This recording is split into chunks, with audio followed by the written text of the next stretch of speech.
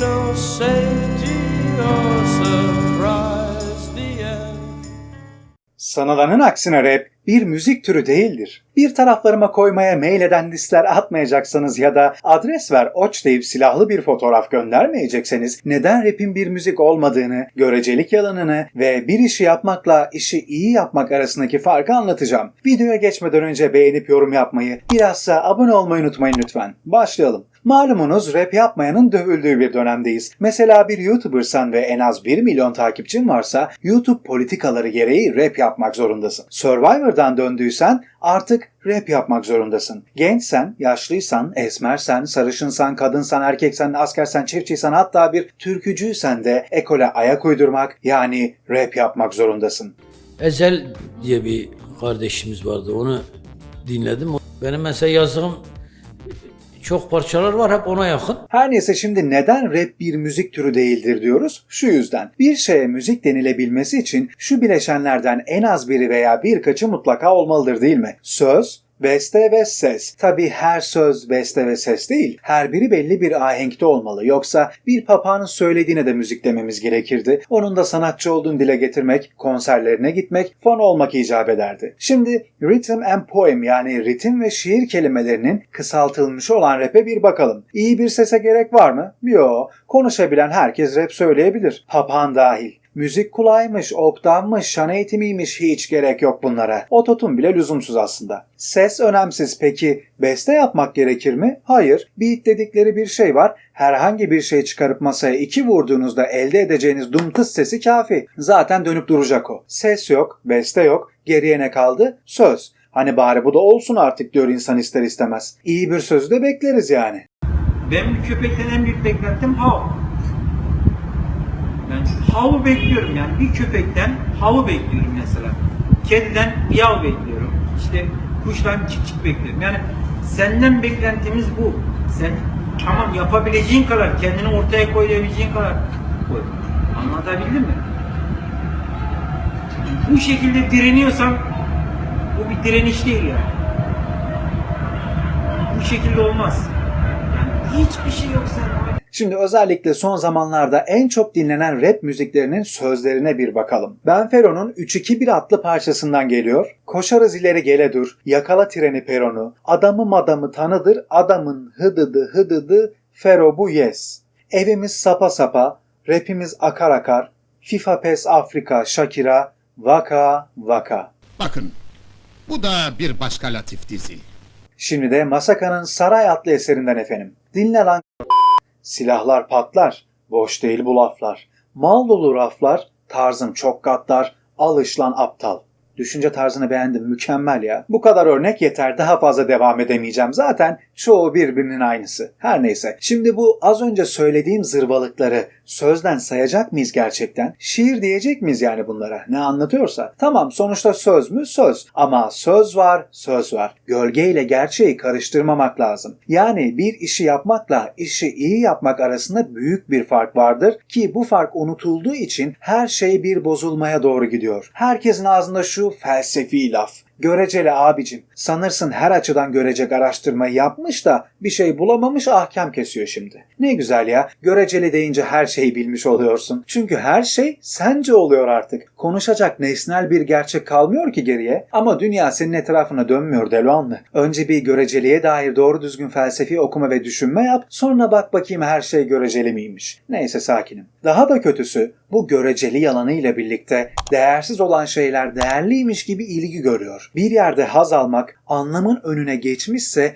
orada sıkıntı var demektir, unutmayın. Bir şey yapmakla iyi yapmak arasındaki farkı basit bir örnekle anlatıp iyi rap sözleri yazmakla bağını kuralım. Mesela bir evin temel amacı nedir? Barınma sağlaması değil mi? Öyleyse neden söz gelimi bir ahırı da ev diye kullanmıyoruz da konum, konfor, pratiklik, estetik gibi şeyleri gözetiyoruz? İnsan için iyi olanı istiyoruz da ondan. Keşke aynı iyi istenci temel gereksinimlerimiz dışında kültürel işlerde de istesek. İşte bu açıdan bakınca soralım şimdi. Rap'i müzik sayabilmenin tek koşulu olan sözler nasıl olursa iyi olduğundan bahsedilebilir. Pek tabii insanı insanlaştırmaya hizmet ederse, yani sözler öfke değil de sevgi öğretirse, ayrıştırma değil de birleştirme sağlarsa, savaşa değil de barışa davet ederse ve benzeri misyonlar içindeyse iyi olmuş olur. Ama çoğunlukla yapılan nedir? Öfke kusmak, kutuplaşmak, kavga çığırtkanlığı yapmak. Bunlar da insanlaştırmaktan çok hayvanlaştıran şeyler olduğu için iyi söz diyemeyeceğimize göre rap'i müzik klasmanına alacak bir şey kalmıyor işte geriye. Haklıymışız değil mi? Bakınız Killa Hakan Fight Club. İlk önce ben bir ortama bakarım. Silah pa pa pa patlar yakarım.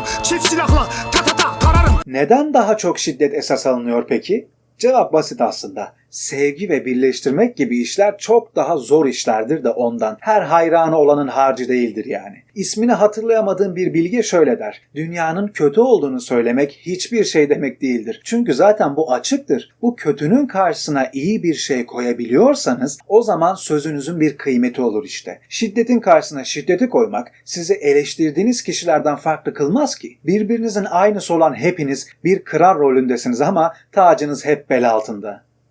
Bende de rapçi ruhu varmış ha. Sözün özü aslında hiçbir şey kendi başına iyi veya kötü değildir. Bir evi inşa etmekten tutun rap'e kadar her şey sizi insanlaştırıp insanlaştırmadığına göre bir kıymet ve anlam kazanır. Hızlı konuşup ona buna koyduğu için değil yani. Bunu herkese yapabilirim.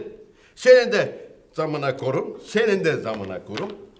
Herkese zam yapabilirim. Böylesi sözüm ona rapçilerin olayı sadece zavallı egolarının savaşlarından ve birazcık haz alma çabalarından ibarettir. Kıymeti yoktur. Anlattıkları küçük çocukların benim babam senin babanı döver konseptli tartışmaları seviyesindedir yani o kadarcık. Ego mastürbasyonu, haz, şöhret, para bunlardır amaç. Asla kayda değer bir insani dertleri ve iddiaları yoktur yani. O yüzden asla rapte değillerdir. Şu Sansar Salvo ve Kontkar kavgasına bir bakın lütfen.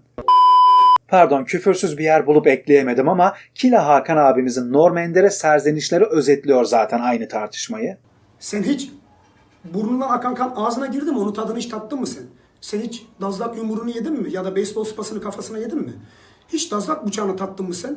Ya da hiç bıçağı tattın mı? Ben hepsini tattım bunların. Helal olsun be. Olay bu işte ya. Hangimiz daha psikopatız? Hangimiz daha çok şiddet yaşadık ve yaşattık? Övünç kaynağı olan şeyler bunlar işte. Gerçek rapler bahsettiğimiz üzere öfkeye değil sevgiye, çatışmaya değil birleşmeye, savaşa değil barışa davet edenlerdir. Basit zevklerin ve kötünün ötesinde insanlaşma kaygısı güdenlerdir yani. Şimdi size rap sayılmayan anlamda rapin hiçbir özellik gerektirmediğini 2 dakikada yazdığım zırvalık ile göstereceğim. YouTube tarihinde bir ilk bu arada. İlk defa bir kanal 1 milyon abone olmadan rap yapıyor. Hey yo!